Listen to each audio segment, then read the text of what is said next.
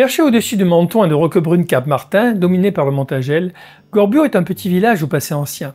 Des traces d'occupation humaine y sont présentes depuis l'époque romaine.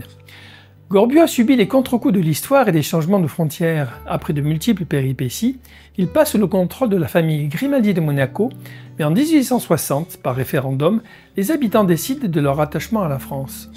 Au cœur du village trône un orme majestueux planté en 1713, sous lequel les représentants du village se réunissaient pour prendre des décisions communautaires.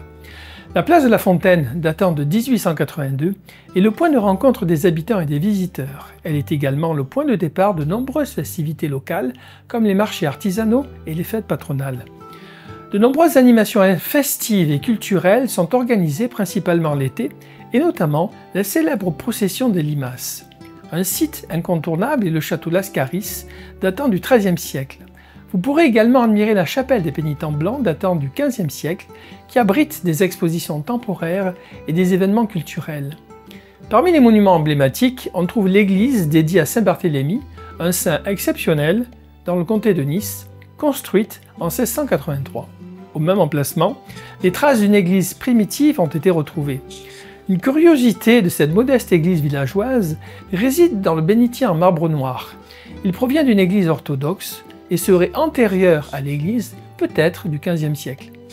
D'architecture baroque, sa façade est ornée d'un portail en pierre calcaire dominé par un clocher quadrangulaire. Elle présente une nef unique avec des voûtes en berceau. Les murs sont ornés de fresques et de peintures qui racontent des épisodes de la vie de Saint-Barthélemy, qui est un des 12 apôtres de Jésus-Christ. Après l'ascension de Jésus, les apôtres se dispersèrent pour prêcher l'évangile à travers le monde. Barthélemy aurait voyagé dans diverses régions pour répandre le message chrétien. Il est dit qu'il a prêché en Inde, en Arménie, en Mésopotamie, en Perse et en Lycaonie. Le zèle de Barthélemy pour la propagation du christianisme a finalement conduit à son martyre. Il fut arrêté sur ordre du roi Polymnios, écorché vif et ensuite crucifié la tête en bas. Sa mort atroce est devenue un symbole de sa foi inébranlable et son dévouement au Christ. L'église Saint-Barthélemy comporte plusieurs chapelles latérales qui sont de véritables sanctuaires artistiques, ornés de peintures, de sculptures et de décorations en stuc. La chapelle de la Vierge Marie est sans doute l'une des plus belles de l'église. Elle est décorée de fresques représentant des scènes de la Vierge, notamment l'Annonciation et la Nativité.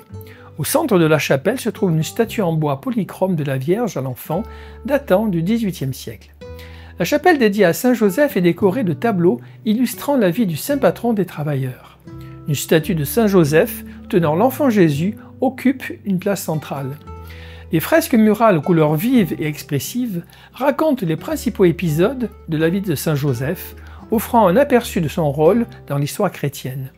La chapelle Sainte-Anne est dédiée à la mère de la Vierge Marie.